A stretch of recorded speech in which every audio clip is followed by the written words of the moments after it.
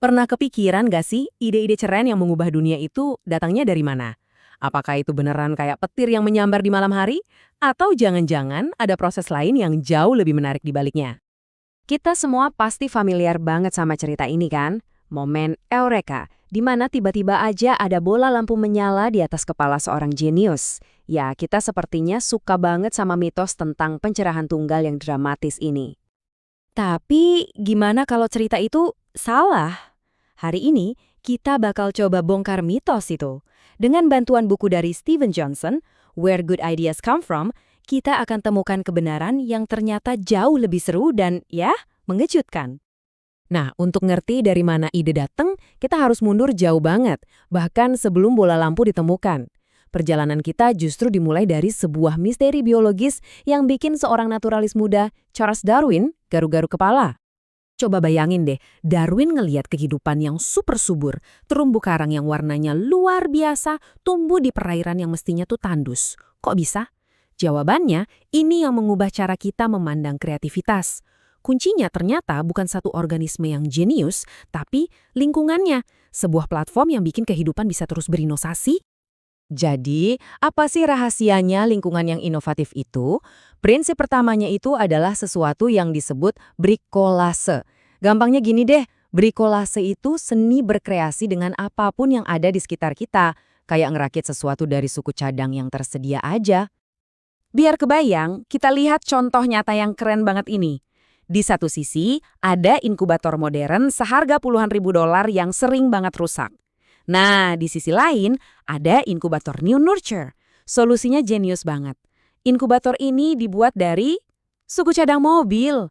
Inilah brikolase dalam aksi nyata. Pakai apa yang melimpah ruah untuk mecahin masalah yang super mendesak. Konsep ini punya nama keren, kemungkinan terdekat. Bayangin Anda ada di sebuah ruangan, inovasi Anda selanjutnya ya cuma bisa pakai barang-barang yang ada di ruangan itu. Triknya, terus tambah suku cadang baru ke dalam ruangan Anda. Setiap bagian baru itu nggak cuma nambah satu kemungkinan, tapi justru membuka puluhan pintu baru yang sebelumnya bahkan nggak kelihatan sama sekali. Oke, jadi kita udah punya banyak suku cadang nih. Tapi itu baru setengah dari teka-teki. Suku cadang itu perlu saling ngobrol. Mereka butuh lingkungan yang pas supaya bisa nyambung satu sama lain. Nah, disinilah ceritanya jadi makin seru. Seorang fisikawan bernama Geoffrey West mulai ngelihat kota itu bukan cuma tempat tinggal, tapi mesin penghasil ide. Dia penasaran, apa yang terjadi sama kreativitas kalau sebuah kota jadi makin besar? Jawabannya bakal bikin Anda kaget. Logikanya sih, kalau populasinya 10 kali lebih besar, ya inovasinya 10 kali lebih banyak kan? Tapi ternyata data nunjukin hal yang jauh berbeda. Jawabannya bukan 10, tapi kali 17 kali lebih inovatif. Coba pikirin deh sejenak. Pertumbuhan inovasi itu melesat jauh ngalahin pertumbuhan populasi. Fenomena luar biasa ini disebut penskalaan superlinier. Tapi, kok bisa gitu? Alasannya adalah karena kota itu berfungsi sebagai jaringan cair. Sebuah tempat di mana ide-ide, bahkan firasat-firasat kecil yang belum utuh, bisa tumpah dan saling bertabrakan secara acak, lalu menciptakan sesuatu yang baru. Inilah kekuatan koneksi. Tapi, mari kita lihat kisah tragis tentang apa yang terjadi saat jaringan ini justru gagal. Kita kembali ke musim panas tahun 2001. Seorang agen FBI di Phoenix, namanya Ken Williams, ngerasa ada yang aneh. Dia ngelihat pola yang janggal, orang-orang mencurigakan, daftar di sekolah penerbangan. Dia nulis memo, sebuah firasat penting. Itu adalah kepingan pertama dari sebuah teka-teki yang mengerikan. Di waktu yang hampir bersamaan, ratusan mil jauhnya di Minnesota, agen lain menangkap Zacharias Musawi karena perilaku yang sama-sama mencurigakan di sekolah penerbangan yang lain. Ini firasat kedua. Dua data krusial. Tapi, keduanya ada di dalam silo yang terpisah, terisolasi.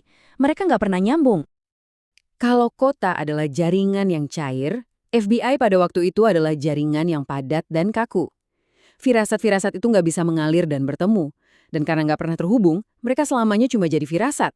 Sebuah pelajaran yang sangat menyakitkan tentang betapa pentingnya sebuah lingkungan yang tepat. Ini membawa kita ke sebuah kebenaran lain yang jujur aja agak aneh. Ide-ide terbaik itu seringkali bukan hasil dari rencana yang sempurna. Justru sebaliknya, mereka lahir dari kesalahan, kekacauan, dan ya, kecelakaan yang membahagiakan. Coba lihat kisah penemuan alat pacu jantung. Insinyur Wilson Greatbatch lagi nyoba bikin alat untuk merekam detak jantung. Suatu hari, dia salah ambil komponen dari kotak. Cuma kesalahan kecil. Tapi, sirkuit yang dia buat bukannya merekam, malah ngeluarin denyut listrik yang ritmis dan sempurna. Dan, boom! Kesalahannya itu justru ngasih dia ide yang jauh lebih besar. Nah, ini pelajarannya. Kesalahan itu bukan musuh inovasi. Kesalahan justru salah satu sumber utamanya. Lingkungan yang terlalu rapi, terlalu teratur, dan gak mau mentolerir kegagalan malah bakal mematikan ide-ide bagus. Kita butuh sedikit kebisingan agar keajaiban bisa terjadi. Jadi, setelah semua ini, apa intinya? Mungkin selama ini fokus kita salah. Daripada mati-matian mencoba jadi jenius sendirian, mungkin kita seharusnya fokus jadi tukang kebun yang baik, menciptakan dan merawat sebuah lingkungan tempat ide-ide bagus bisa tumbuh subur. Beginilah cara Anda membangun terumbu karang Anda sendiri. Pertama, rangkul brikolase. Pakai apa yang ada. Kedua, ciptakan jaringan cair, pertemukan orang dan ide. Ketiga, biarkan kesalahan terjadi. Dan yang paling penting, jangan pelit ide. Ciptakan platform di mana ide-ide orang lain juga bisa ikut berkembang. Thomas Jefferson pernah bilang begini, dan ini bagus banget. Berbagi ide itu kayak menyalakan lilin orang lain pakai lilin kita. Cahayanya jadi 2 kali lebih terang, tapi api di lilin kita nggak berkurang sedikit pun. Ide itu bukan untuk dilindungi, tapi untuk dihubungkan. Jadi, sekarang pertanyaannya kembali ke Anda. Terumbu karang seperti apa yang akan Anda bangun mulai hari ini? Di tim Anda, di komunitas Anda, atau bahkan di meja kerja Anda sendiri? Gimana caranya Anda bisa nambahin lebih banyak suku cadang, mencairkan jaringan yang kaku, dan ngasih ruang buat kecelakaan-kecelakaan yang membahagiakan?